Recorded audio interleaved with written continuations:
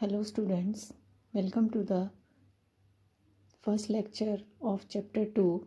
The name of the chapter is Electrostatic Potential and Capacitance. So first we will learn what is electric potential difference. The potential difference is the work done by an external force in bringing a unit positive test charge Q naught from one point to another point against the electrostatic field is called the potential difference between the 2 points. So this is the unit positive test charge. I have written it like Q naught, and if you want to move it from point A to point B, then we have to do some work against this electrostatic force which is acting on this unit positive test charge due to the electric field E. The force is in the opposite direction and we are moving the charge in the opposite direction. So we have to do some work on this test charge in shifting it from point A to point B. So the external force which we have to apply will be equal to this electrostatic force, but it is in the opposite direction. So F external will be equal to minus Q naught E. Now we will calculate the work done by this external force in moving it from point A to point B. So how we will calculate it? WAB is equal to integration A to B, and this is the formula of work done, that is force multiplied by the distance moved.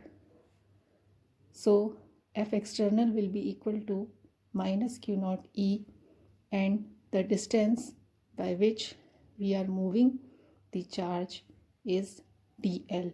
So Q naught E dot dl. Now charge is a constant, so we can take it outside the integral. So minus Q naught E dot dl.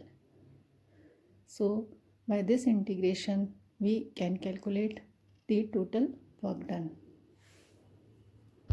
So if this work done is divided by Q naught, then we will get minus integration A to B E dot dl, and according to the definition of the potential difference, this work done per unit test charge will be equal to the potential difference between these 2 points, that is VB minus VA. If we are shifting the point from A to B, then this integral will be equal to V potential at B minus potential at A, the potential difference. Now by this formula we can calculate the electrostatic potential also. First we will define it.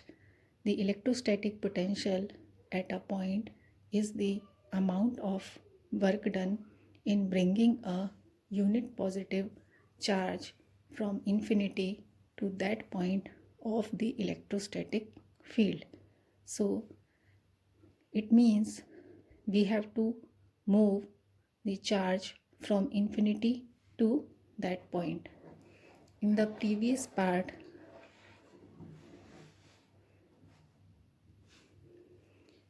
we have moved this unit positive charge from point A to point B.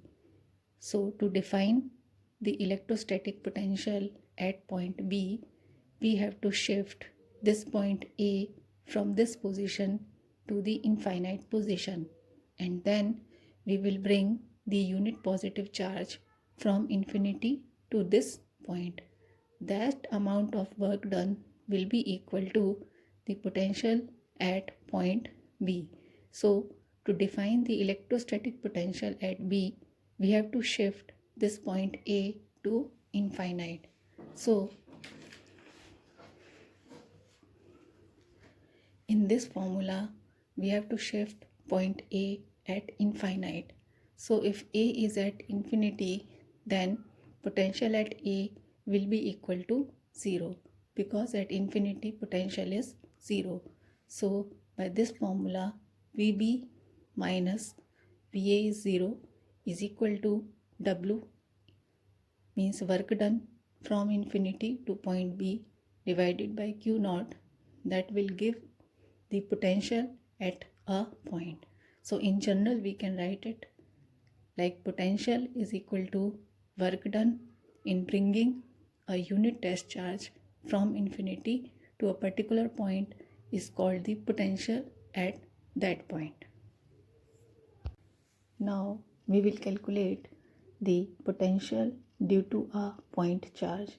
Means if there is a point charge, then what will be the potential due to this charge? If Q is the point charge and it is placed at a point, then we want to calculate the electric potential at P, which is at r distance from this point charge. So we want to calculate the potential at P due to this point charge. For this, we will calculate the work done in bringing a unit charge, means 1 coulomb charge, from infinity to this point of the field. To calculate this whole work, first we will calculate the work done, the small amount of work done in bringing a unit charge from point A to point B, means through a distance dr dash. So first we will calculate the small amount of work done in bringing the unit charge, means 1 coulomb charge, from point A to point B, and then we will integrate this work done within the limits infinite to r. In this way, we will get the electrostatic potential at P. So to calculate this work done, first we will calculate the force which is acting on this 1 coulomb charge when it is placed at point A, which is at r dash distance from this unit, this point charge. So at point A, the electrostatic force on the unit positive charge will be equal to Fe, means electrostatic force will be equal to Q into 1 upon 4 pi epsilon naught r dash square. Because we know that the electrostatic force between the two charges is equal to Q1 Q2 upon 4 pi epsilon naught r square. So in this formula, the first charge is Q, the second charge is unit, and the distance between these two charges is taken as r dash. So this is the value of electrostatic force on this 1 coulomb charge. So now we can calculate the work done in shifting this charge through a distance dr dash. This amount of work done will be equal to the force, external force, multiplied by the distance through which the charge is moved, and this external force will be equal to this electrostatic force and will be in the opposite direction. So if we place the value of this electrostatic field, we will get minus q upon 4 pi epsilon naught r dash square dr dash. Now this is the work done only for point A to point B. If you want to calculate the potential, then we have to calculate the total work done. So the total work done will be equal to integration infinite to r minus q upon 4 pi epsilon naught r dash square dr dash, and that is obviously equal to the potential at point P, which is at a distance r. So we will solve this integration.